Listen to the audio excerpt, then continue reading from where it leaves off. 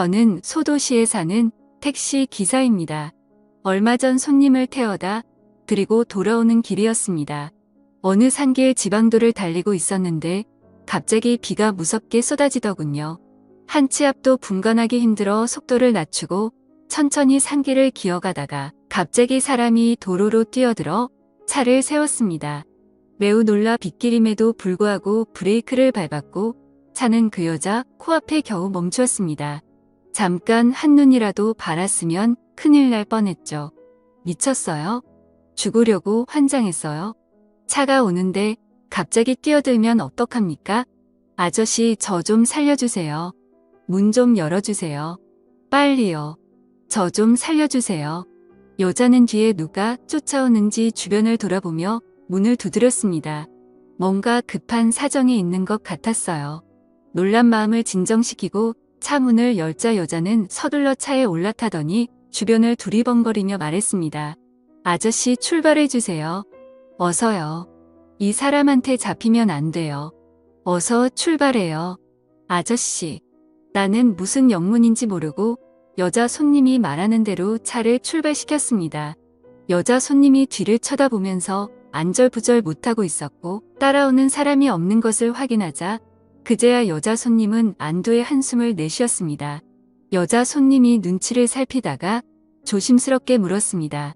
괜찮으세요? 어디 다친 데는 없으신지? 그러자 여자가 들릴 듯한 소리로 괜찮다고 대답하고 앉아서 눈물을 흘리고 있었습니다. 뭐라고 얘기를 해야 할 것 같은데 뭐라고 해야 할지 모르겠더라고요. 그래서 나는 차에 둔 휴지를 뽑아서 그 여자에게 주었습니다. 무슨 사정이 있는지 모르겠지만 보고 있으니 너무 안타까웠습니다. 산길을 벗어나니 퍼붓던 비가 조금씩 잦아들었습니다. 그런데 어디까지 모셔다 드려야 할지요? 목적지를 말씀해 주시면 그쪽으로 가겠습니다. 택시비는 천천히 주셔도 되니까 너무 걱정 마시고요. 날씨도 어두워서 아무데나 내리시면 안 되겠지 않습니까? 저 아무래도 집에 다시 들어가 봐야 할 것 같아요. 지금은 못 가고요. 새벽에 남편 잠들고 나면 그때 들어가면 됩니다. 내일 일도 하러 가야 되고요. 여기서 내려주시면 집까지 걸어가면 됩니다. 그러면 남편이 자고 있을 거예요. 참 난감하더라고요. 그때 시각이 벌써 밤 9시 30분경이었는데 도로에 여자 혼자 내려주기도 그렇고 그렇다고 여기서는 안 내려주는 것도 이상하고요. 그래서 일단 차를 세우고 손님에게 다시 한번 물었습니다. 밤인데 여기서 내려도 괜찮겠습니까? 네. 계좌번호를 적어주시면 택시비는 보내드리겠습니다. 아이고 됐습니다. 그거 얼마나 나왔다고요? 택시비는 신경 쓰지 마세요. 그러자 여자 손님은 죄송합니다. 고맙습니다. 인사를 하고 차에서 내렸습니다. 그런데 차에서 내릴 때 여자 손님은 맨발이었습니다. 신발을 신을 새도 없이 도망 나온 것 같았습니다. 손님이 내리고 나서 차를 출발시키기는 했지만 신발도 안 신은 사람을 불빛 하나 없는 도로에 내려주고 오니 역마음에 걸려서 안 되겠더라고요. 혹시나 나쁜 마음을 먹으면 어쩌나 이러다 잘못되기라도 하면 어쩌나 걱정이 앞섰습니다. 에라 모르겠다. 일단 사람부터 살리고 보죠. 그래서 저는 차를 돌려서 그 여자 손님이 내린 곳으로 갔습니다. 도착해보니 여자 손님은 멀리 가지도 못했더라고요. 손님. 아무리 생각해도 집까지 걸어가기는 너무 멀어요. 손님 신발도 없잖아요. 일단 타세요. 그러자 여자는 미안해서 그런지 잠시 쭈뼛거리고 있다가 죄송합니다. 고맙습니다. 라고 말하며 차에 올라탔습니다. 지금 집에 모셔다 드리면 너무 이르지요? 거긴 고개 넘어가면 24시간 하는 해장국 집이 있는데 해장국이나 한 그릇 하시겠습니까? 저는 아직 저녁도 못 먹어서 위장이 쪼그라드는 것 같네요. 제가 오늘 굶어 죽겠습니다. 손님도 식사 못 하셨죠? 네. 그런데 죄송해서. 죄송하기는요. 계좌번호 적어드리면 바꿔 보내주시면 되죠. 가십시다. 나는 이제 배가 고파서 말할 힘도 없습니다. 그리고 비를 많이 맞으셔가지고 옷이 다 젖어서 춥겠습니다. 히터 세게 틀어드릴 테니까 옷 좀 말리세요. 네, 고맙습니다. 저는 히터를 제일 세게 틀고 옷 좀 말리라고 일부러 천천히 운전했습니다. 그리고 한 20분쯤 후에 해장국집에 도착했습니다. 저는 차 트렁크에 있는 슬리퍼를 꺼내서 여자에게 건네주고 우리는 같이 해장국집으로 들어갔고 한마디 말도 없이 해장국 한 그릇 뚝딱 해치우고 나니 살 것 같았습니다. 저는 그제야 여자 손님 얼굴을 자세히 보게 되었는데 여자 손님은 나이가 50대 초중반쯤으로 저보다 몇 년 아래인 듯 했습니다. 얼굴은 어디 넘어졌는지 아니면 남편에게 맞았는지 상처가 나 있었습니다. 여자는 많이 고단해 보였고 좀 쉬어야 할 것 같다군요. 해장국집에 나온 후 저는 근처 공터에 차를 세웠습니다. 엄청 고단해 보이시네요. 여기서 잠깐 눈 좀 붙이세요. 저는 오늘 하루 종일 운전하느라 앉아만 있어서 밖에서 좀 걸어야겠습니다. 저 신경 쓰지 마시고 편하게 좀 쉬세요. 1시간쯤 뒤에 댁에 모셔드릴게요. 저는 그렇게 말하고는 밖으로 나왔습니다. 비가 쏟아지고 난 다음이라 그런지 최여름 밤 공기가 깨끗하게 느껴졌습니다. 근처에 아카시아 나무가 많은지 바람이 불어오니 아카시아 향기가 진하게 전해져 오더군요. 12년 전 아내를 묻을 때도 그랬습니다.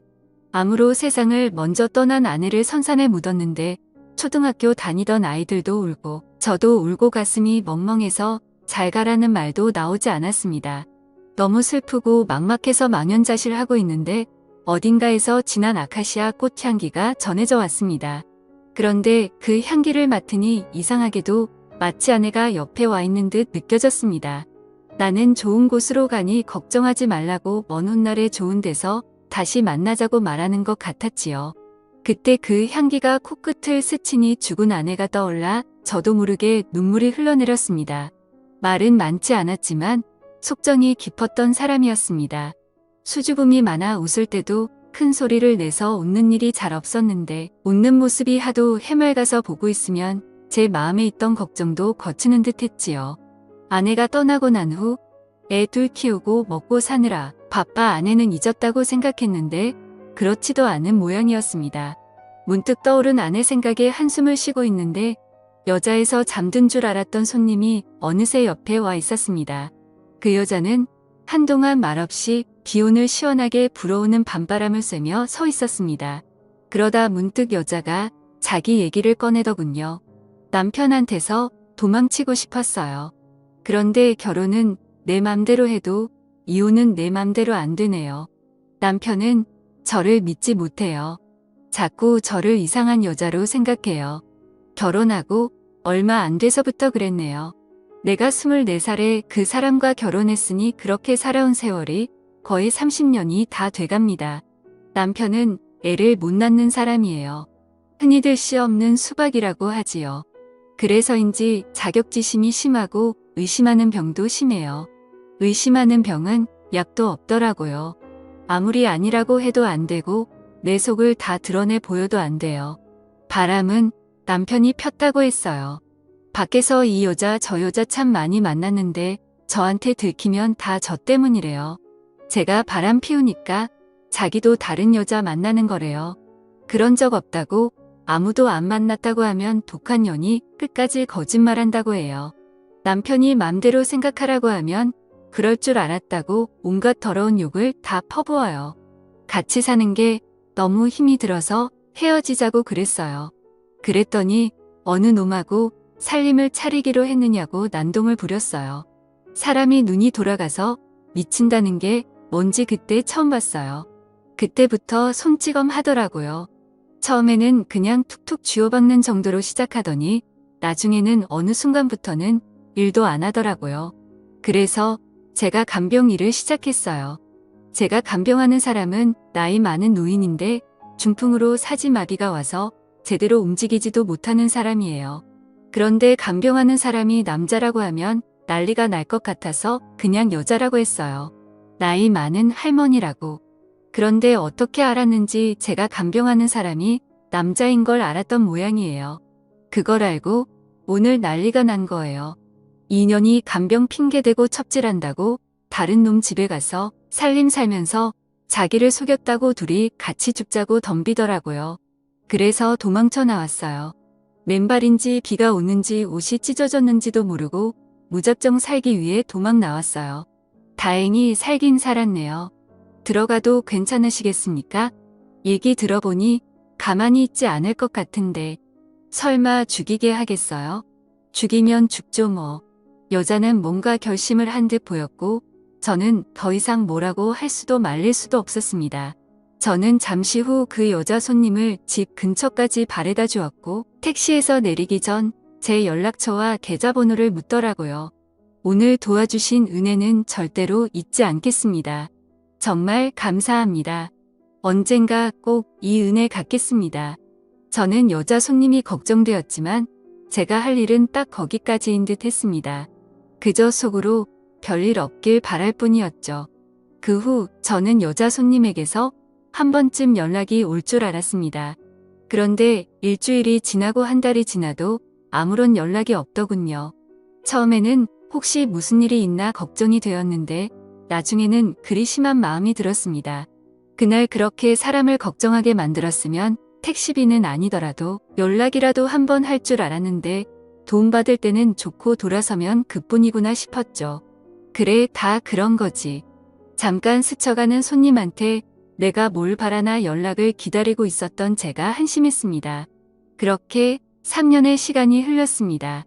저는 늘 그대로 특별할 것도 대단할 것도 없는 일상을 보냈는데 언젠가부터 몸살이 오는 듯 하더니 기침이 나고 쿡쿡 쑤시는 듯 머리가 아파왔습니다. 저는 감기 몸살인가 보다 싶어 종합 감기약을 사다가 먹고 평소보다 일찍 집에 들어와서 일찍 잠자리에 들었습니다. 그런데 자고 일어나도 증세가 나아지지 않고 며칠간 약을 먹어도 차도가 없었습니다. 그제야 저는 약을 잘못 샀나 보다 싶어 병원에 가서 진료받고 약이나 찌어오자 싶어 갔는데 전혀 생각지도 못한 얘기를 듣게 되었습니다. 제가 폐암 사기라고 하더군요. 폐에서 시작된 암은 척추를 지나 어깨 머리까지 전이가 되었다고 했습니다. 병원에서 사기 판정을 받은 후 의사가 특별한 증상을 못 느끼셨냐고 묻더군요. 몸살이 난 듯 몸이 아프고 기침이 좀 나고 머리 아픈 것 외에 다른 증상은 없었습니다. 그래서 감기 몸살인 줄 알았습니다. 약국 가서 약을 지어 먹었는데도 나아지지가 않아 병원에 온 건데 그렇게 큰 병인 줄은 생각지도 못했습니다. 그랬더니 의사 선생님이 조금만 일찍 오셨으면 좋았을 걸 조금 늦게 오신 것 같다고 하더군요. 폐암은 원래 초기에는 아무 증상이 없다가 3기가 넘어가면서 서서히 증상을 보이기 시작하는데 가끔은 무증상인 경우도 있습니다. 그래서 이렇게 막바지에 오는 분들이 있는데 폐암이 이래서 무서운 겁니다. 이 상태로는 수술도 힘들겠네요. 그러면 저 죽습니까? 수술이 어렵기는 하지만 길이 없는 것은 아닙니다. 방법을 찾아보고 최선을 다해봐야죠. 의사 선생님이 듣기 좋게 줄여서 말했지만 제 귀에는 그 말이 가만히 없다는 말로 들리더군요. 이런 경우에 보통 얼마나 살 수 있습니까? 대개 6개월 정도 보시면 되겠습니다. 그런데 이건 어디까지나 통계적으로 그런 것이지 환자분이 어떻게 건강을 챙기고 생활하느냐에 따라 상태는 달라질 수도 있습니다. 방사선 치료도 해보실 수 있고 항암 치료도 원하신다면 하실 수 있습니다. 그래서 제가 그런 치료를 하면 병이 낫느냐고 물었더니 그건 아니지만 치료가 잘 되면 수술을 할 수 있을 거라고 하더군요. 한마디로 수술하기 위해서 치료를 받아보자는 거였습니다. 그래서 저는 그러냐고 잘 알겠다고 하고 병원을 나왔습니다. 도저히 엄두가 나지 않았습니다. 산다는 확신도 없이 항암 치료를 받고 고통을 참아낼 자신도 없었고 그 많은 치료비를 감당할 돈도 없었습니다. 아내가 떠나고 난 후 아들 하나 딸 하나 키웠는데 아들은 군대가 있고 딸은 이제 대학교 3학년. 들어갈 돈은 많은데 돈 낳을 구석은 없는 상황이라 그저 앞이 막막할 뿐이었습니다. 애들도 다 컸고 세상에 나와서 내가 해야 할 일은 어느 정도 다 했나 보다. 그래서 이제 아내 곁으로 오라고 부르시나 보다 생각했습니다. 그래, 갈 때가 됐으면 가야지. 조금 빨리 가고 조금 늦게 가는 것뿐이지. 누구나 한 번은 다 가는 거. 세상은 불공평해도 죽음은 공평한 거야. 태어나서 고생만 하고 살아서 그런지 사는데 크게 미련도 없구나. 여보, 나 이제 6개월 남았대. 당신이 내가 보고 싶어서 일찍 부르는 거지? 내가 많이 그리워서 그러는 거지? 조금만 기다려. 내가 애들 마음 아프지 않게 정리 잘하고 갈게. 오래 안 걸려. 6개월이니까. 어쩌면 좀 더 빨라질 수도 있고. 좀 이따 만나. 내가 가면 마중 나와. 마음은 담담한데 왜 눈에서는 눈물이 나는지요. 아무리 욕심 없고 미련 없다 해도 마음 한구석에 버리지 못한 욕심이 있고 세상의 미련은 남은 모양이었습니다. 왜 눈물이 나는 거야? 다른 사람에 비하면 나는 얼마나 행복한 건데. 돈 많고 두고 갈 건 많은 사람은 가는 게 얼마나 괴롭겠어. 나는 별로 가진 것도 없고 남길 것도 없으니 그냥 홀가분하게 가면 되는 거야. 눈물 날 것 없어. 다른 복은 없어도 죽는 복은 타고난 거야. 저는 택시를 또 그만두고 주변을 하나씩 정리하기 시작했습니다. 지골에 사시는 형님 형수님도 찾아뵙고 부모님 산소도 보고 아내도 보고 왔습니다. 그리고 그날 집 앞에 웬 여자가 우리 집 대문 앞에 서서 집 안을 들여다보고 있었습니다. 저 누구 찾아오셨습니까? 제 말이 끝나자 그 여자가 뒤돌아봤는데 어디서 낯이 많이 익은 사람이었습니다. 저 모르시겠어요? 그때 비 오는 날 저 공짜로 택시 태워주셨잖아요. 해장국도 사주시고. 그 얘기를 들으니 그때 그 일이 생각이 나면서 여자 얼굴을 알아보겠더라고요. 저는 너무 반가워 저도 모르게 그 여자 손을 덥석 잡았습니다. 어이구 세상에 왔어요. 정말 오랜만입니다. 그동안 잘 지냈습니까? 집에는 잘 들어갔는지 어쨌는지 많이 궁금했습니다. 어떻게 알고 찾아오셨습니까? 그때 택시가 회사 택시여서 찾아갔어요. 제가 너무 늦게 인사드리지요. 진작에 오려고 했는데 그때 적어주신 연락처 남편이 불살라버렸어요. 집에 도착했을 때 그 시각까지 남편이 안 자고 있더라고요. 어디 갔다 왔느냐고 도망가버린 줄 알았다고 미안하다고 하더니 제 손에 쪽지가 있는 것을 보고 놀라게 됐어요. 밖에서 남자를 만나 다니는 것을 알게 되어 온갖 욕을 듣고 쪽지를 가져가 라이터불로 태워버렸어요. 그때는 저도 같이 미쳐버렸습니다. 무슨 정신이었는지 차라리 날 죽이라고 이렇게 사느니 죽는 게 낫다고 덤볐어요. 그리고는 실제 상황을 알게 된 거예요. 그렇게 한동안 병원에서 신세를 지냈습니다. 병원에 있는 동안 사람들이 왜 그러고 사느냐고 경찰에 신고하고 병원에 가서 다시 돌아가고 싶었죠. 그런데 그날 밤에 병원에 도착한 남편이 다시 돌아가고 싶었죠. 그렇게 한동안 병원에서 신세를 지냈습니다. 병원에 있는 동안 사람들이 왜 그러고 사느냐고 경찰에 신고하고 이혼하라고 하더라고요. 그 정도 되면 남편이 이혼 안 해준다고 해도 이혼할 수 있다고요. 그때까지 남편이 이혼 안 해주면 이혼도 못하는 줄 알았는데 주변 사람들이 알려줘서 이혼할 수 있었어요. 그 지겹고 지독한 집구석을 그렇게 벗어났네요. 그런데 얼굴이 많이 상하신 것 같아요. 어디 아프세요? 많이 아프지는 않은데 얼마 못 산다네요. 배에 암덩어리가 있는데 그게 여기저기 옮겨 붙었나 봅니다. 그래서 갈 준비를 하고 있었습니다. 그런데 죽기 전에 이렇게 만나게 될 줄은 정말로 몰랐네요. 제가 얘기를 하자 여자는 너무 놀란 표정으로 저를 바라보더니 가자고 병원에 어서 가자고 하더라고요. 아니 어떻게 죽는다는 말을 어떻게 아무렇지도 않게 그러는 거 아닙니다. 세상에서 목숨만큼 귀한 것이 없는데 죽는다니요. 해볼 만큼은 해보고 갈 때는 후회 없이 가야 되는 겁니다. 아무것도 안 해보고 그렇게 가면 억울해서 죽어서 눈도 못 감아요.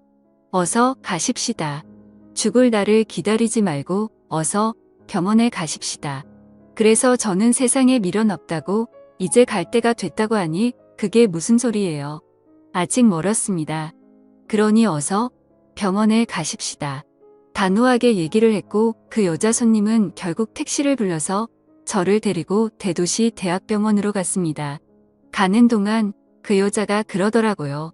내가 그때 진빚도 못 갚고 이제야 찾아왔는데 이리 허무하게 가시면 안 됩니다. 다 제가 알아서 할 테니까, 제가 진빚 두고두고 빚 갚을 테니까 앞일 걱정 말고 돈 걱정도 말고 살 길만 생각하세요. 암은 살겠다는 의지가 90이라고 합니다. 죽는다는 생각은 아예 하지도 마세요. 살 수 있습니다. 아저씨가 저를 살려주셨으니 아저씨는 제가 살릴 겁니다. 이렇게 살 수 있는 건가? 죽지 않아도 되는 건가? 살고 싶은 욕심이 스멀스멀 올라오더군요. 덤덤했던 마음은 온데간데 없고 살고 싶다는 생각에 자꾸 미련이 남고 집착이 생겼습니다. 저는 별로 가진 게 없습니다. 들어놓은 보험도 없고요. 병원비가 만만치 않을 겁니다. 그 어르신을 제가 9년간 병간호했습니다.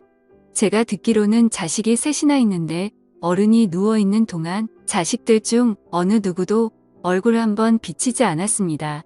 상태가 위독할 때 연락을 받고 자식들이 다들 한번 찾아오기는 했는데 아픈 아버지를 두고 돈 얘기 먼저 꺼냈습니다. 아버지 가시기 전에 재산은 나눠야 하지 않겠냐고요. 어르신이 노발대발하면서 자식들 다 쫓아내버렸습니다. 내가 아플 때 내 입에 밥 한 숟가락 넣어줘 본 적이 있냐고. 니들이 나 먹으라고 먹을 거 하나 사와 본 적이 있냐고요. 장례식도 필요 없고 재산도 필요 없으니 앞으로 죽어서도 찾아오지 말라고 했습니다. 재산은 세상 불쌍한 사람들에게 나눠줄 것이고 너의 것은 10원도 없다고요. 그래서 저는 어르신이 그 많은 재산을 사회에 다 기부한 줄 알았어요. 그런데 그걸 반은 기부하고 반은 제 앞으로 돌려놓으셨어요. 어르신이 살아계실 동안 제가 있어서 외롭지 않게 살다 간다고요. 언젠가 남편이 저를 찾아와서 행패를 부린 적이 있는데 어르신이 돈을 쥐어서 보내주셨습니다. 다시는 찾아오지 않는다 각서 쓰는 조건으로요. 그 돈 받고 이 사람 2번 다시 괴롭히지 말라고 하더라고요. 한평생 어렵고 힘들게 살아왔는데 평생 없던 돈 폭이 뒤늦게 찾아온 것인지 죽을 때까지 이 돈을 다 쓰라고 해도 못 쓰겠어요. 그 많은 돈을 받으면서 내가 받아도 되나 어쩌나 마음이 무거웠는데 이렇게 쓰라고 준 돈인가 봐요. 그러니 돈 걱정은 마세요. 이 돈은 이렇게 써야 되는 겁니다. 사람 마음이 참 간사하대요. 죽는다고 생각했을 때도 눈물이 나왔는데 살아보자고 했을 때도 눈물이 나더라고요.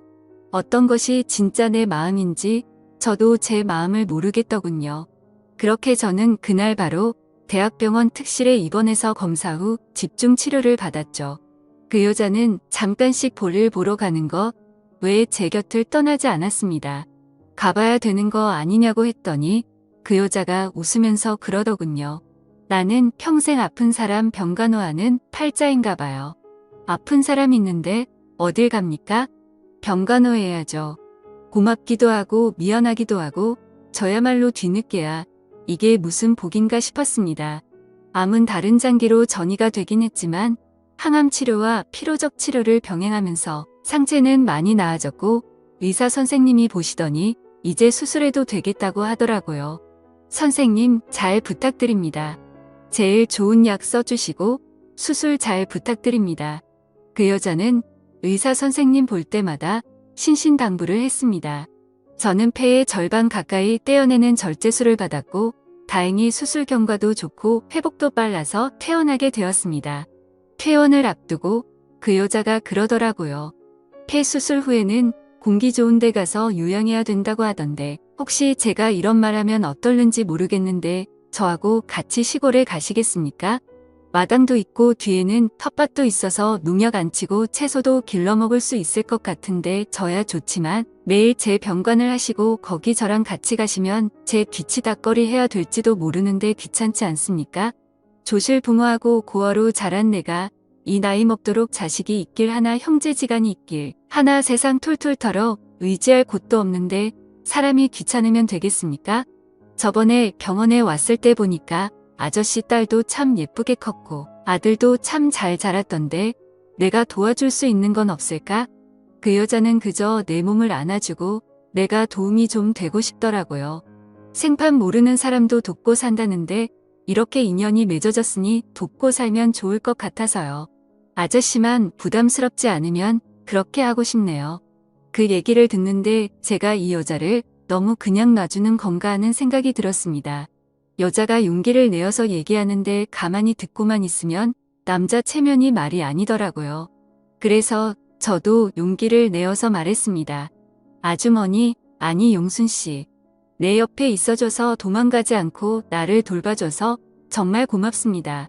그리고 언젠가부터 이 얘기는 하려고 했는데 그때 처음 본 날 우리는 뭔가 인연이 있었는데 우리는 뭔가 인연이라는 생각이 들었습니다. 연락이 올 줄 알았는데 연락이 안 와서 얼마나 섭섭했는지 모릅니다. 그런데 이렇게 찾아와 주어서 내가 얼마나 행복한지 몰라요. 내 몸이 더 건강해져서 오래오래 용순 씨와 함께하고 싶습니다. 죽은 제 아내가 들으면 섭섭할지 모르겠는데 죽을 때까지 용순 씨하고 행복하게 한번 살아보고 싶습니다. 그렇게 저는 용순 씨와 시골에 자리를 잡게 되었고 우리는 그곳에서 우리 둘만의 조촐한 결혼식을 올리고 사진도 찍었습니다. 용순 씨와 함께 산 지 벌써 2년이 흘렀네요. 즐겁게 살아서 그런지 몸도 점점 건강해지고 있고 가끔 병원에 가서 검진을 해보는데 아직까지 재발은 없다고 하더라고요. 아내한테 곧 만나자고 인사를 했는데 그때 한 인사는 취소해야 할 모양입니다. 6개월이라고 했는데 앞으로 60년만 더 기다리라고. 용순 씨하고 100살 넘어서까지 살다가 천천히 간다고 해야겠습니다. 원래 정해진 인연이 있는 건지 아니면 인연은 우연히 맺어지는 건지 모르겠습니다만 이렇게 맺어진 인연을 귀하게 생각하고 소중히 아껴주며 살아가겠습니다. 용순 씨와 함께 산 지 벌써 2년이 흘렀네요. 제 사연을 읽어주셔서 감사합니다.